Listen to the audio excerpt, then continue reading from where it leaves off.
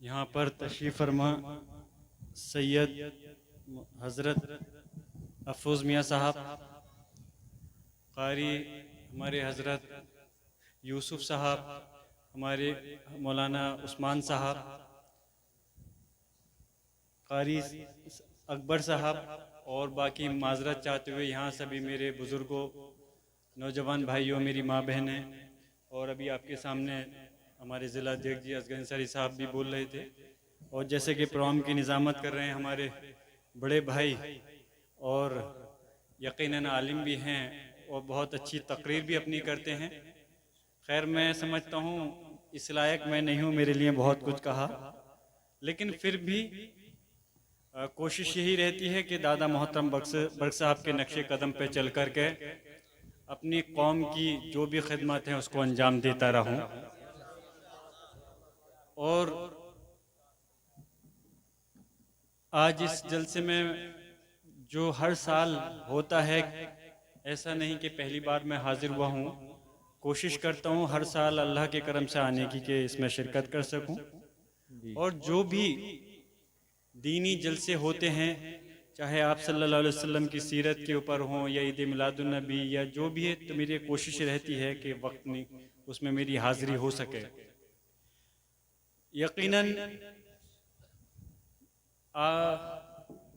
के दरमियान में आकर के मुझे मसरत हुई और कोशिश मेरी करता हूँ, लेकिन हालात कुछ ऐसे थे कि इस दौरान मेरा क्षेत्र के अंदर आना जाना कम रहा। और इसमें जैसे कि अभी हमारे कारी यूसुफ साहब फरमा रहे थे कि बहुत दुआएं हमारे उलमाए कराम, संभल के उलमाए कराम हों या पूरे उत्तर प्रदेश और हिंदुस्तान के हों, मुझे खुशी है और अल्लाह का करम है कि उन लोगों ने बहुत दुआएं करी मुझ नाचीज़ के लिए। और हमारे उलमाए कराम के साथ साथ हमारे जो कौम है पूरे मुल्क, और मुझे ये कह कर के खुशी होती है कि मुल्क के बाहर भी जो कुछ लोग, मैं ये नहीं कह रहा कि बहुत सारे सबने की हो, चंद लोग जो भी हैं उन्होंने दुआ की। और ये हकीकत है कि इतनी परेशानी, इतनी ज्यादती, इतना जुल्म होने के बावजूद अल्लाह ने उस परेशानी को दीवार बना कर करके रोका, तो पता नहीं कि किसकी दुआ काम कर गई। इसमें कोई दो राय नहीं कि मैं इस मुल्क की सबसे बड़ी पंचायत के अंदर आपकी कीमती वोट से पहुंचा हूं। मैं ज्यादा लंबी बात मैं नहीं करूंगा क्योंकि दीनी जलसा है। मैं चाहूंगा जो हमारे उलमाए कराम हैं वही रोशनी डालें, लेकिन चंद अल्फाज कह करके रुखसत होऊंगा कि जो वहां पहुंचने के बाद में मैं वहां महसूस ये करता हूं कि जब मुझको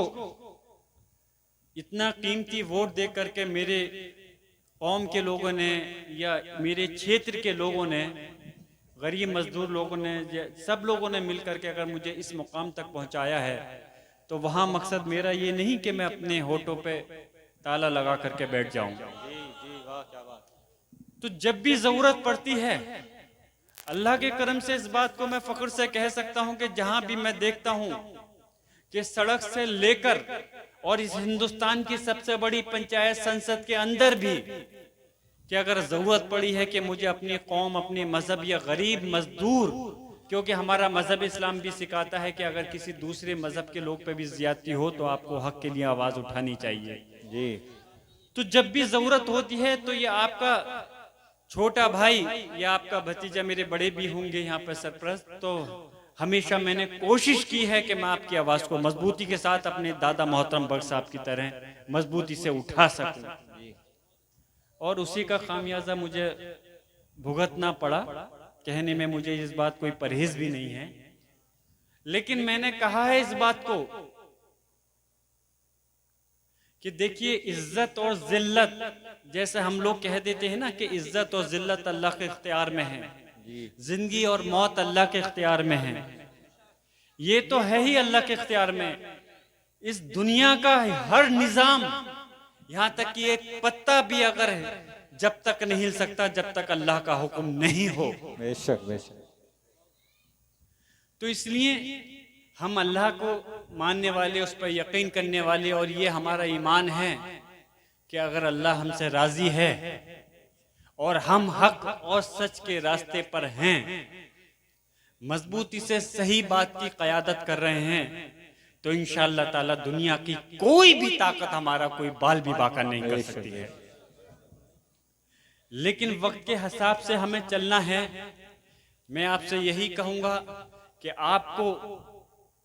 सब्र और ज़ब्र से आप लोग बहुत काम ले रहे हैं, मुझे खुशी है इस चीज की। हमारे आका सल्लल्लाहु अलैहि वसल्लम की अगर हम सीरत को पढ़ें तो हम देख सकते हैं कि हर हालात के अंदर कब क्या फैसला लेना है, कब किस तरह से हमें दूरअंदेशी को समझते हुए कब क्या काम करना है, उस चीज को इस हिसाब से ही हमें चलना पड़ता है। तो आप सब्र से काम ले रहे हैं, इसके अंदर कोई बुज़दिली नहीं है, ये वक्त का तकाजा है। लेकिन हाँ, मैं ये भी कहता हूं कि जुल्म सहना, जुल्म करना और जुल्म सहना कोई ज्यादा बड़ा फर्क उसके अंदर नहीं है। ना जुल्म करना चाहिए, ना जुल्म सहना चाहिए। जुल्म सहने से मुराद, मेरा मकसद ये नहीं है कि आपके ऊपर अगर जुल्म हो रहा है तो आप उसका मुकाबला डंडे या पत्थर या बंदूक से करें। उसका मुकाबला जो हमारी जमहूरियत हमारे हिंदुस्तान की है, जो हमें ताकत हमारे इस हिंदुस्तान के संविधान ने दी है, उसके तहत हम अपने हक को, आवाज को उठा सकते हैं कि जिससे कि कानून भी नहीं टूटे और जो हमारा मजहब इस्लाम हमें पैगाम देता है उससे भी हम नहीं भटके। तो जब जरूरत हो,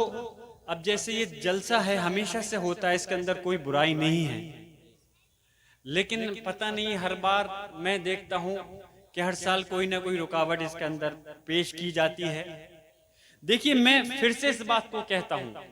कि यहाँ सिर्फ सब मुखलिस मुसलमान यहाँ मौजूद हैं, कोई दूसरे मजहब का आदमी नहीं है, लेकिन फिर भी हमारा मजहब इस्लाम ये पैगाम देता है। बाकी तो रोशनी हमारे उलमा इकराम डालेंगे, मैं तो एक मामूली सी जो मुझे नॉलेज है मैं उसके हवाले से कह रहा हूँ कि हम अपने दीन की कदर करें, इज्जत करें, उसको माने, उसके बारे में, उसकी खूबी की, उसके बारे में दूसरों को बताएं। लेकिन हमारा मजहब इस्लाम कभी ये इजाजत नहीं देता कि हम किसी दूसरे के मजहब को गलत कहें या किसी दूसरे मजहब को हम किसी धार्मिक काम करने से रोकें। लेकिन चंद रुकावटें यहाँ पैदा होती हैं। तो अल्लाह का करम है, दादाजी भी इस मसले में हमेशा से बढ़ चढ़ कर का हिस्सा लेते थे और यहाँ के लोग इस चीज़ के गवाह हैं कि जहाँ कब भी ज़रूरत पड़ती है, अभी भी जब ज़रूरत पड़ी तो अधिकारियों, जो सीनियर अधिकारी हैं, सबसे मैंने बात कर करके कहा क्या मतलब बनता है,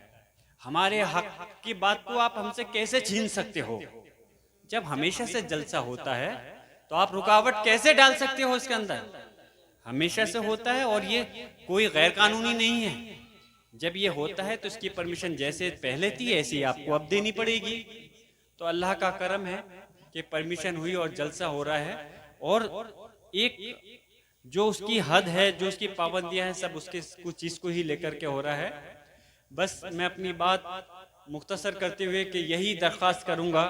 कि जिस तरह से आप मुझको अपनी दुआओं में शामिल करते हैं, मेरे जो उलमाए इकराम है या मेरे यहाँ मेरे बुजुर्ग नौजवान साथी या मेरी यहाँ माँ बहनें हैं, उसी तरह से मुझको अपनी दुआओं में शामिल हमेशा रखिएगा। इंशाअल्लाह ताला ये ज़ियाउर रहमान बर्क जो आपके सामने अपनी बात को रख रहा हूँ और आपकी क़यादत पार्लियामेंट के अंदर कर रहा हूँ, मेरी पूरी कोशिश रहेगी कि कभी ना तो आपका सर शर्म से झुके और ना ही कभी आपके हक को छीनने की अगर कोशिश हो तो कभी मेरे जुबान पे ताला लगे, ऐसा इंशाअल्लाह कभी नहीं होगा। जहाँ तक इज्जत की बात है तो मैंने अपने घर से, अपने दादा मोहतरम से, अपने घर से, वालिद से, सबसे ये सीखा है कि हमारे अपने उलमा इकराम या हमसे जो भी बड़े हैं उनका एहतराम करना हमारी जिम्मेदारी है और उलमा इकराम की इज्जत करना तो पहले हमारी जिम्मेदारी बनती है। और ये चीज नहीं कि मैंने जब अपने दादाजी को देखा कि कोई आलिम जब घर पर आते थे तो वो ये नहीं, और क्योंकि आप लोग ये अच्छी तरह जानते हैं कि आज जैसे कि मैं आपके सामने खड़ा हूं, जमहूरियत ने एक मुझे हक दिया, एक अधिकार दिया कि इस उम्र के अंदर मैं इलेक्शन लड़ सकता हूं। मैं इलेक्शन लड़ा तो एक कम उम्र में मैं विधायक भी बना और अल्लाह के करम से, अल्लाह के हुक्म से मैं सांसद भी बना। तो इसी वजह से उसी तरह से हमारे उलमाए कराम की हमें ये नहीं देखा जाता कि उनकी क्या उम्र है, हमें ये देखना होता है कि वो हमारे काबिल एहतराम हैं और उम्र उनकी कुछ भी हो। तो दादाजी उम्र में मेरे ख्याल से जितने आलिम थे उम्र में सब लोगों से बड़े थे, लेकिन अगर कोई, मैंने देखा 30 साल के भी अगर कोई हमारे उलमाए कराम आलिम अगर आए तो दादाजी ने अल्लाह के करम से खड़े होकर के उनका इस्तकबाल किया। तो इसी चीज़ को अंजाम देते हुए, आगे बढ़ाते हुए मेरी कोशिश ये रहती है कि मैं हमेशा अपने उलमाए कराम की हमेशा इज्जत करता रहूं और कभी कोई भी मौका आए तो उनकी कोई भी मेरे लायक खिदमत हो तो उसको अंजाम देता रहूं। बस मैं यहीं अपनी बात ख़त्म कर रहा हूं और यकीनन मुझे उम्मीद है कि आप सब लोग जिस तरह से जज्बा आपके अंदर दीन का है उस चीज़ को कायम रखेंगे और जो हमारे आका हज़रत मोहम्मद मुस्तफ़ा सल्लल्लाहु अलैहि वसल्लम ने इरशाद फरमाया, जो हुक्म दिया है जिस तरह से ज़िंदगी जीने का,